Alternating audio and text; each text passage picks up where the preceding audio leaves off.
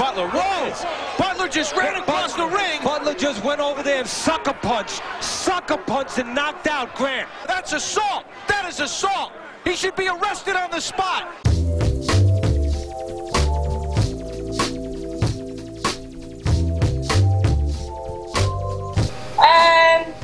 A friend kind of came up with it.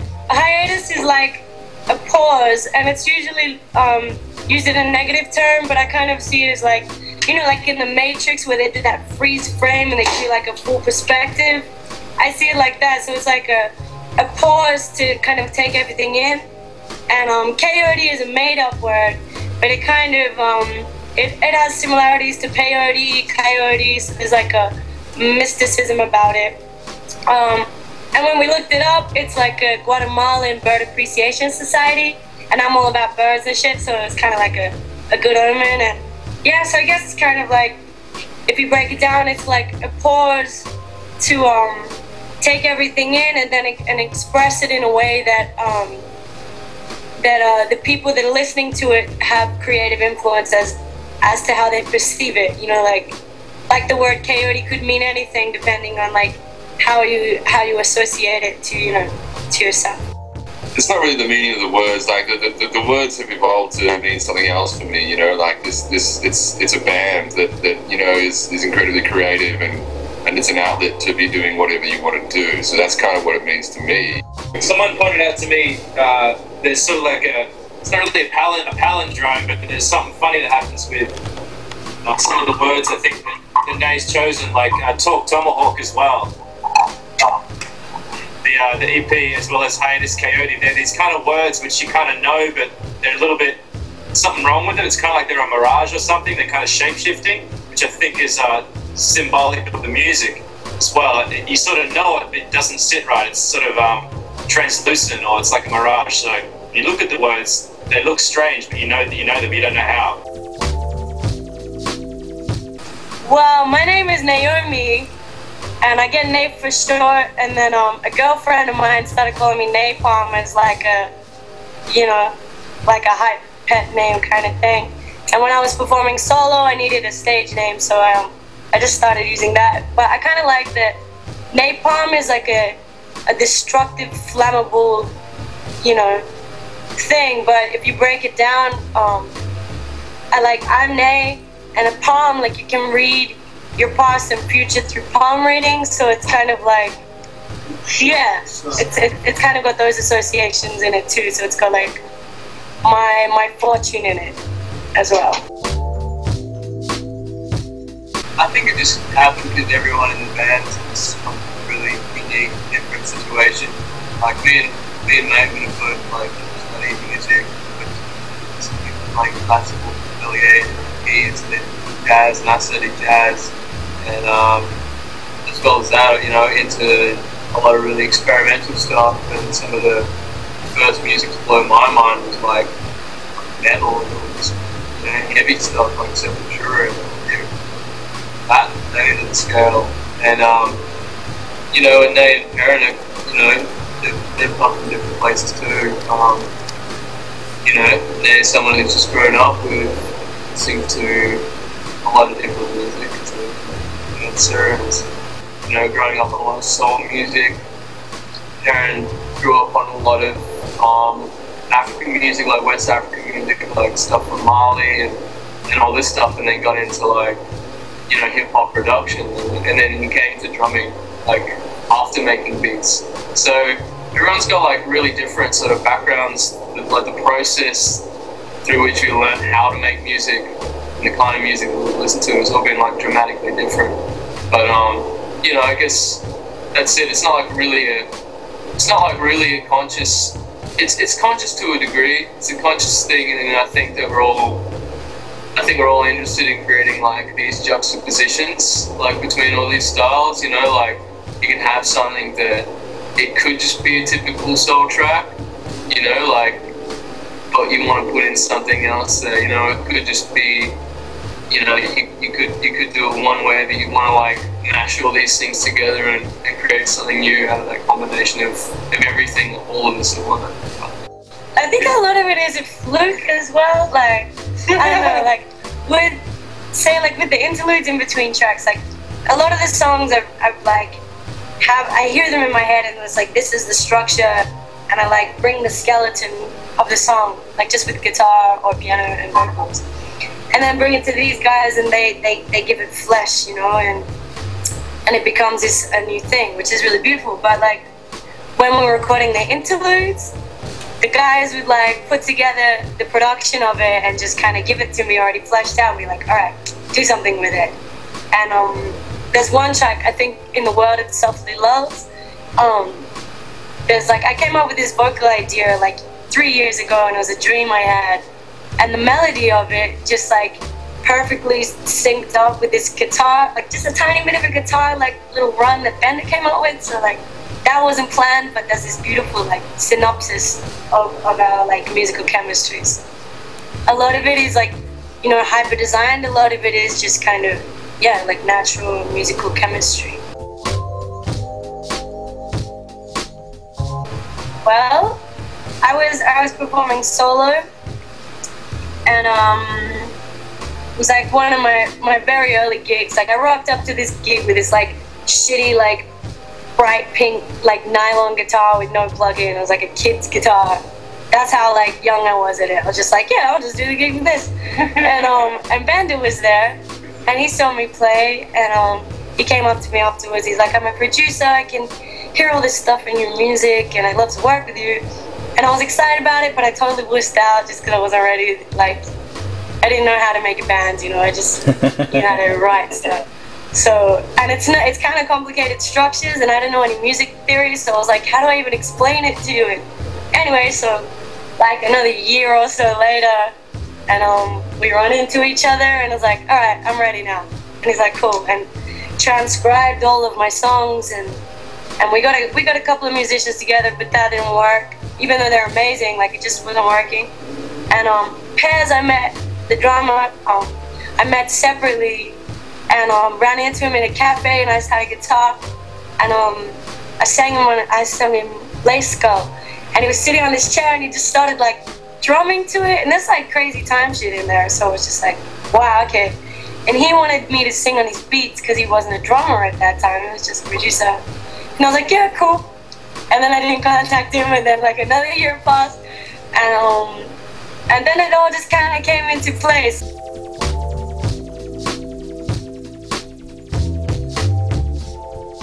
My ex-boyfriend actually drew it, and one of the lyrics in the original, the first song, Mobius Streak, is origami birds flop from my heart, burst out in color to wherever you are.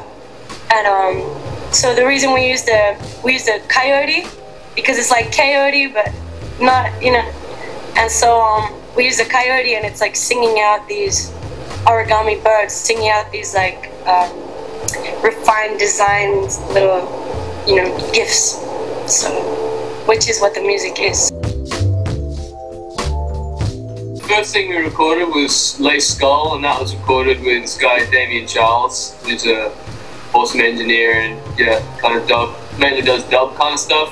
And but sort of after that, after that we kind of me and Parrot especially have you know, fairly, you know, long backgrounds in making beats and kind of producing that way, you know, kind of. Especially Parrot is an amazing hip hop producer. His shit is ridiculous. His beats are amazing. You know, and I kind of been doing my own weird thing as well. So yeah, like I think there was a point where we'd sort of done some stuff with other engineers, and we realized that, you know, I think having a distinctive sound and having total artistic control over the sound that you put out is way more important than like some sort of fidelity that you're gonna get through working with a more experienced person. Like if you kind of know what you're doing, you know, you should try to do it. You know, you should go for it. That's what I've learned. You know, because you know there's some pretty raw shit on there, but I like it. We all like that, you know, like, and it sounds like us. It sounds like us more than someone else. Kind of like, you know, having their idea of what we sound like. Yeah, we spent a tiny amount of money on making this record. It was like under $2,000, I think was the total sort of cost we ended up being, including like the print of the EPs, I think. So it was just a tiny little amount, considering, you know, like what people spend on making 10 tracks nowadays, you know. Yeah. This is the home also, like Simon and Bender and the drummer Perrin, they all live here together, and Nay just lives around the corner. Yeah. Oh, we live with two other dudes as well, Nick and Aaron, who play fucking crazy math metal shit. So that's nice. Look at that. So much weird shit going on in this house sometimes. Like Simon's practicing like Latin piano for like his gig. My parents making a hip hop beat. I'm in my room fucking around with some weird synth noises. Like Nick's in his room working on his metal album, and like Aaron's there like doing double kick shit. And then we have so many people come out and hang out and play and like do their thing as well, you know. So it's just this like, you know, it's this awesome melting pot of like, you know, it doesn't matter about the genre, it doesn't matter about the kind of music that people make. It's more about the intention and the energy, you know, that everyone brings to music, being engaged with it, you know, and loving it. Hannah, my darling, I will follow you into the sunrise on the desert sky. We fly, rise together with.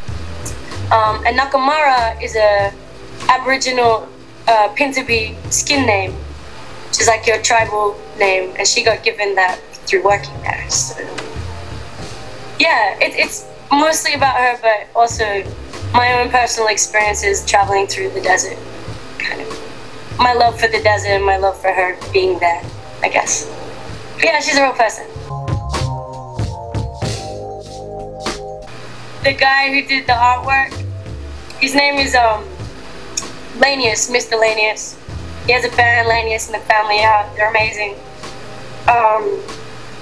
We were living together, and he made the art for it, and it's kind of crazy, like going through the breakup.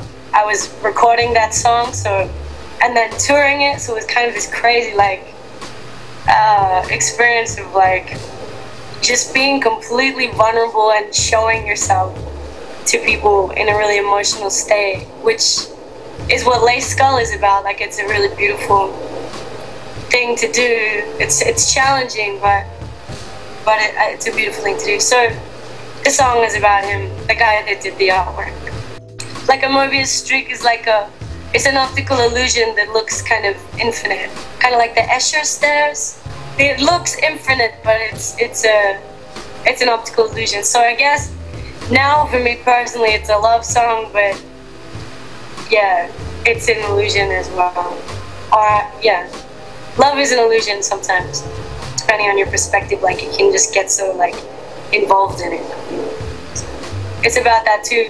The songs always, like, the more time we spend with it, they find their own meanings, you know, like, and it broadens and it deepens, and that's what I love about songwriting, is you learn about yourself as you're writing it. We've been asked this before, actually, and the last time we answered this question, like, now we have the contact to work with this person, so nice. So think about what we could say in case maybe we get to work with somebody else. It's like on the magic wish list. So yeah, we should go with a live. We should go with a live. Yeah, just It's a bit more useful. I would have to say Mulato Estetke or Tumani Diabati. Mulato Estetke is godfather of Ethiopian jazz. He's a vibraphone player and arranger. And Tumani Diabati is a kora player, African harp player from Mali. Yeah, the last time we were asked this, I said Miguel with Ferguson because he's amazing and like orchestral stuff. And hopefully. Hannah, my darling, I will follow you into the sunrise on the desert sky. We fly. Africans for that too. Fine. Did you hear that? Annie Clark from St. Vincent. Babe. Yeah. Massive babe. So many people, but I guess I'd like to sit down at a piano with Brad Maldow. That'd be pretty amazing. There's a band, Killbot Kindergarten. They've just recently moved to Melbourne, and it's a duo. Yuka, she's like half Japanese, half New Zealander, and Adam, she plays guitar and he does production, and she's like a classical genius, but it's kind of like West Coast gangster production meets like cute Japanese kind of vibe. And she plays guitar, and they wear like designer clothes and they're gorgeous. Anyway, they have skills. Killbot Kindergarten. Yeah, they're Ainsley Willis is pretty cool at the moment, man. Yeah. One more, Run for Your Life. I think you would be into it actually. It's more in the hip hop niche. I do a couple of guest tracks with them, and it's more of a collective of people, but it's run by Serini, it's Creamy, and it's a couple of MCs and producers, and yeah, very fresh. They got a Bandcamp site. We like Jonty as well. Shanti, Biohovercraft. Drink hot toddies and talk shit with your friends. And make sure my guitar is in tune. New Year's Day at 10:30 a.m. Oh, New Year's Day.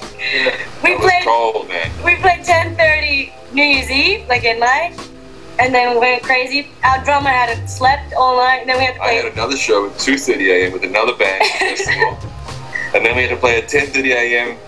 all really hungover, and people were seated, like, it was like a seated kind of thing, or it was like, I don't know.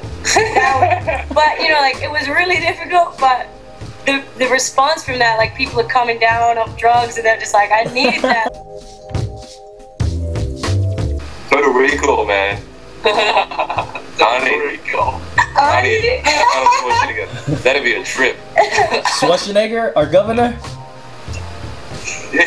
Oh yeah, that's right. Well, he was our governor. No, I want to be him in Total Recall. There's a film by a guy called Tony Gatliff. He does like documentaries and films about different gypsies around the world. And there's a film called Lacho Drum, which is like, it's more of a documentary, but they just follow gypsies around the world. And there's this scene, I think they're in Rajasthan, and there's this woman, and she's like decadently dressed, like beautiful, and she's dancing in the middle of the desert under this tree. It's like a full moon ceremony.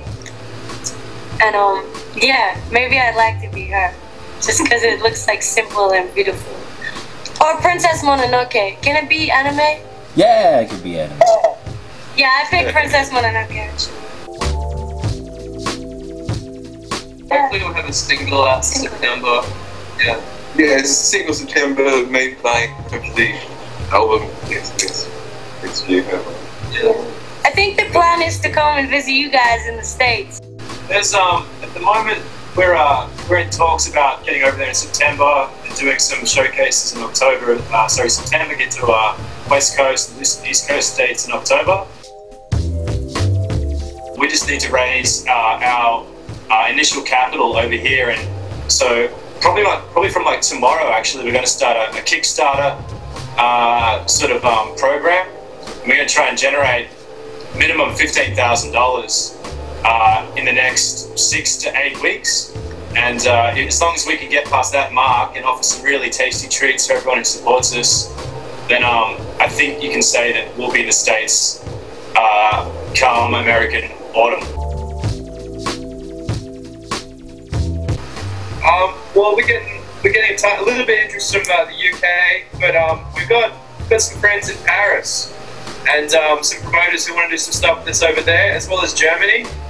And there's some weird Japanese blogs that are hovering around, which is cool. And we also got some friends, and we'd love to get to Southeast Asia as well, because Giles runs like one of these wild festivals over there and got some connections. So we'd love to get over to like fucking Borneo and fuck around in the jungle and do some parties in the rainforest with lasers and stuff.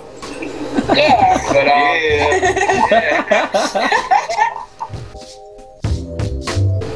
June here we're supporting Taylor McFerrin. He's on Stone Story. He's on Stone Story. He's coming out to do a gig at the Melbourne International Jazz Festival. So we're going to be supporting him with that. That'll be killer. July 16th, the guys are doing a live sports underwater documentary. It's part of a cinema project. It's a 100-year-old theatre in Melbourne. It's like a crazy, really intense underwater volcanic documentary, and they just turn the sound off, and the guys write this really intense, trippy soundscape, and do a live score. They might involve a couple of kalimbas and stuff for that as well, and different instrumentations. And I'm gonna dress like a mermaid for it. So yeah, it'll be really cool.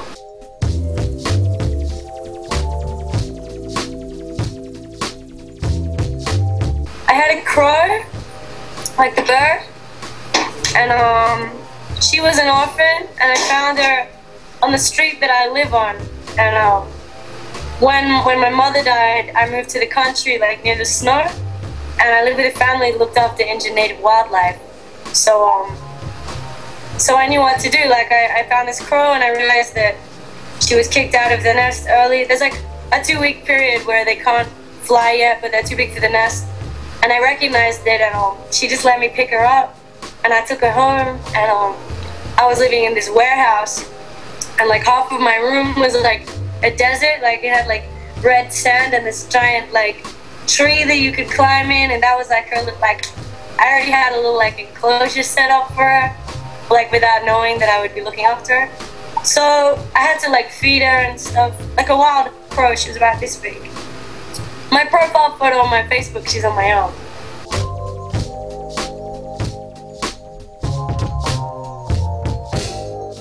Yeah, so it's a very spiritual tattoo for me, and it's confronting for a lot of people. Like, it's amazing how confronting it is for people.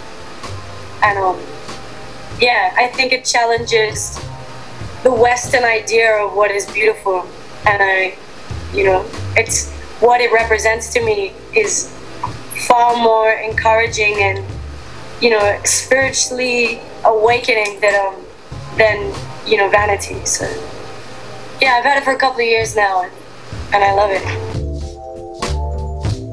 Go to the Bandcamp, man. Bandcamp, iTunes as well. iTunes and Bandcamp is where we're smashing it. If you really want like a real copy, you can order it through Bandcamp, and I'll go to the post office and post it to you. Through our Facebook page, we've got a website now, but I think people might get lost because the spelling's kind of hard. But you spell like Hiatus, Hiatus Coyote, Kaiyote.